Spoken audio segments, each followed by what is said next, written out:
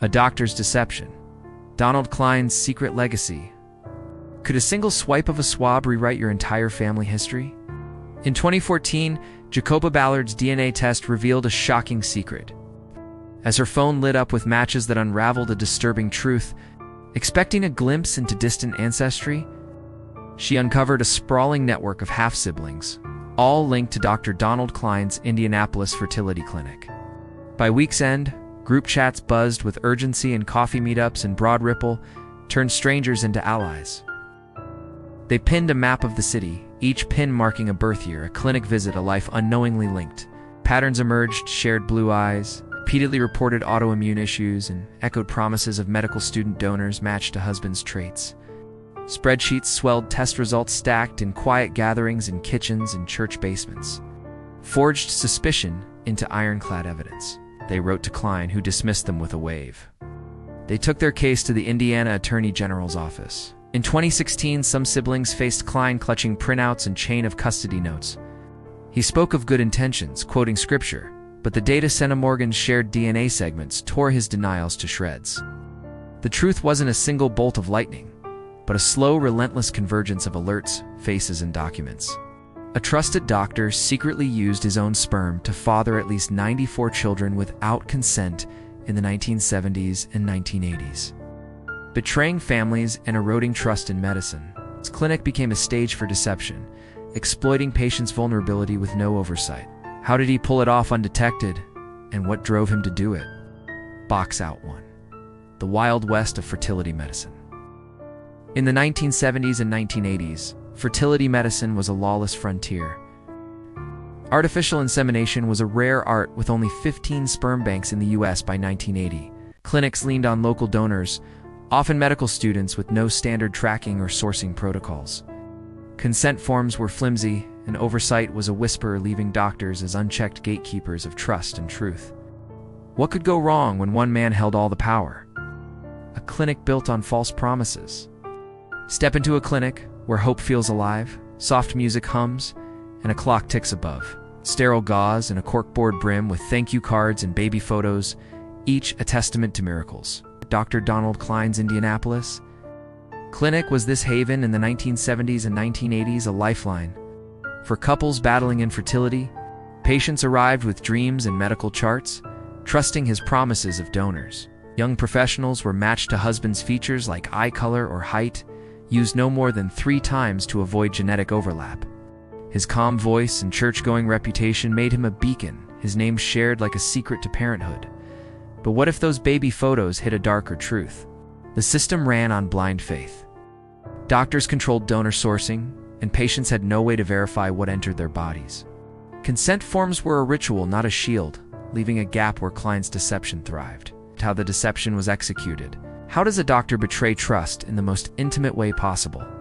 Cline's method was as chilling as it was simple, hidden in the mundane rhythm of his clinic. Artificial insemination required a fresh sperm sample viable within hours, timed to a patient's ovulation window.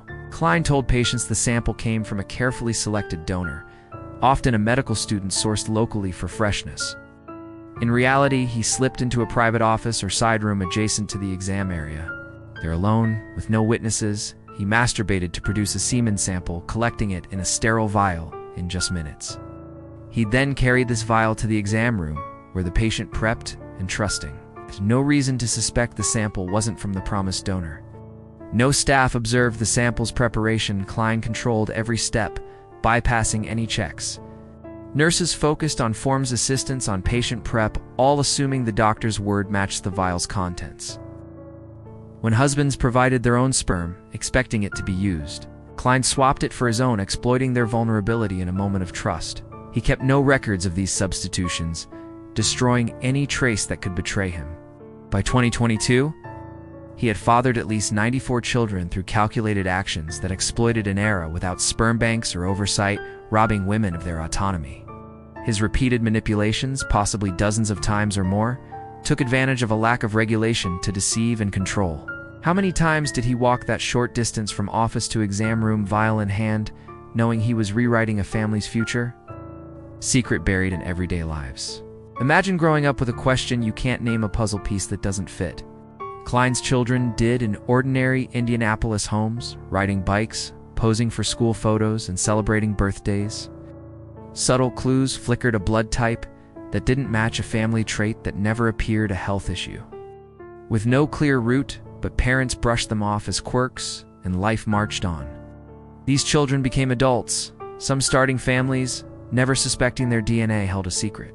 Cline blended into the community, his clinic a local gem, his deception buried in a system that trusted signatures over scrutiny. How long can a secret reshape lives before it's uncovered? Box out 2. How DNA kits uncovered truth. Consumer DNA kits like those from 23andMe analyze shared DNA through centimorgans and segments. Parents share about 50% of DNA, half-siblings around 25%, unlike step-siblings who share none. By 2014, these kits turned curiosity into forensic power, letting users like Jacoba uncover hidden family ties. What happens when a holiday gift becomes a key to a decades-old lie? DNA rewrites family histories. Jacoba's 2014 DNA test ignited a firestorm. Her matches ballooned 7, then 23, then over 94 by 2022. All linked to Cline's clinic sharing blonde hair and repeatedly reported autoimmune issues. The siblings built a case matching clinic visits and donor promises of matched traits and limited use. Parents felt their bodies violated, betrayed in their most vulnerable moment. Siblings faced an identity crisis as their origins were rewritten. In Indianapolis, the high sibling count turned dating apps into minefields and medical visits into genetic riddles, with health concerns surfacing repeatedly. What would you do if you discovered dozens of siblings you never knew existed? A grassroots quest for answers. No detective took the lead. The siblings did, decoding DNA data in public family trees. Late-night chats and spreadsheets tracked connections with precision. Parents shared their trust in Cline's promises only to learn DNA told a different story. The conversations were raw love for their raising families clashing with shock. The siblings met in community rooms, seeing their own jawlines in strangers. Forging a network to process a history they didn't choose. Health concerns and the fear of unknown siblings in their city added urgency. They confronted Cline, who claimed errors or slander. By 2016, he admitted using his sperm in about 50 cases, citing donor shortages. But his excuse that helping without consent is control fell flat. How far would you go to uncover the truth about your own origins?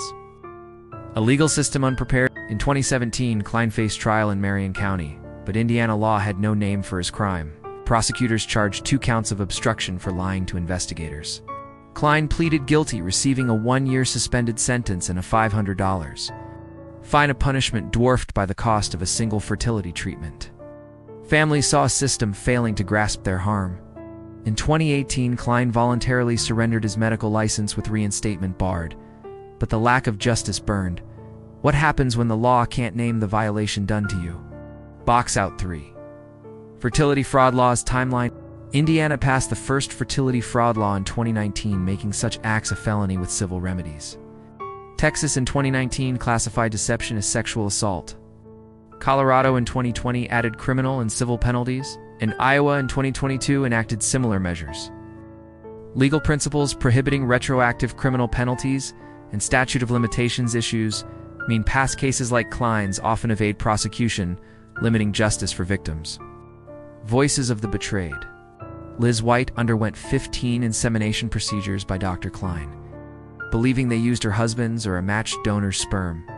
Learning Cline used his own sperm left her feeling violated and distrustful of doctors. Not just Jacoba Ballard, sibling number 1. But many others were shaken by learning Cline was their biological father, facing identity confusion and emotional pain.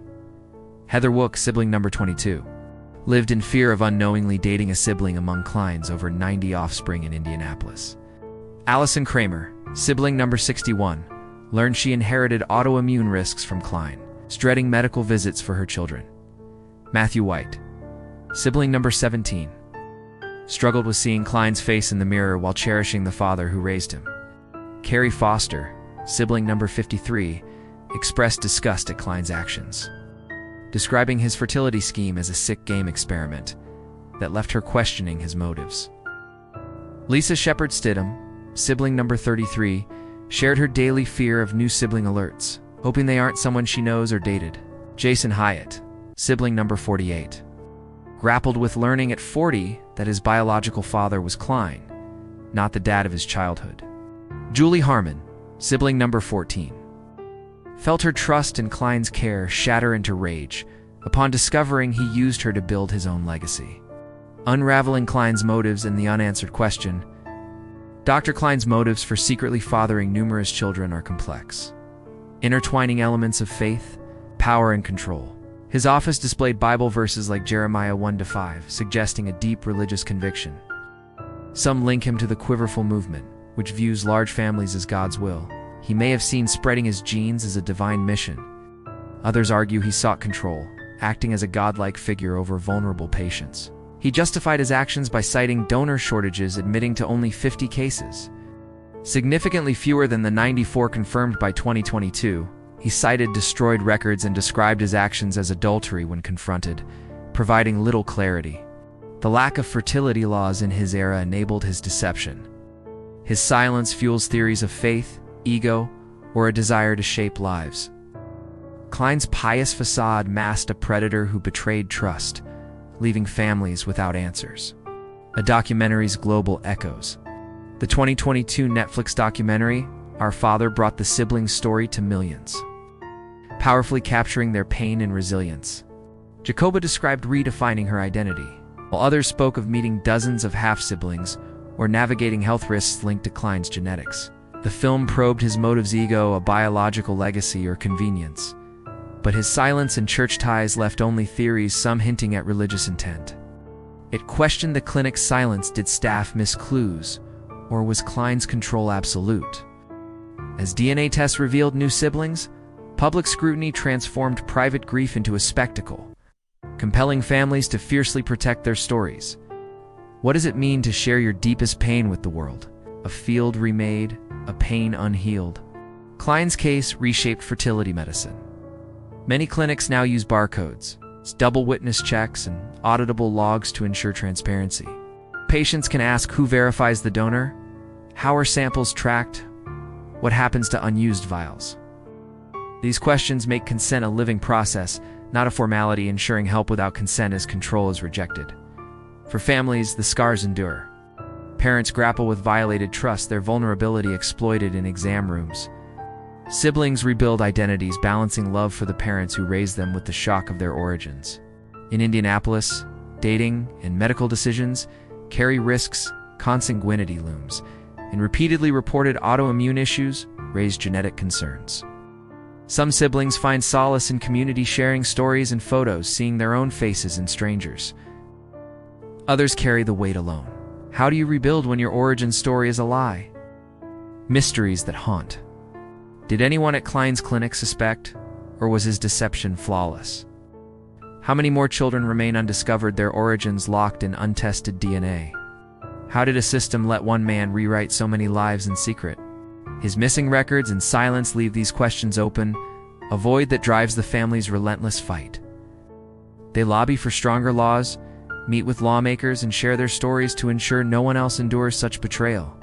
They gather in support groups, pouring coffee, recognizing themselves in strangers, vowing to keep their families whole while seeking answers that may never come. Their resilience is the story's heart, a refusal to let Cline's betrayal define them. They demand a world where consent is sacred, where no doctor can rewrite a family's future in secret. Thanks so much for watching. If you enjoyed it, your like or subscription would truly encourage me to keep going.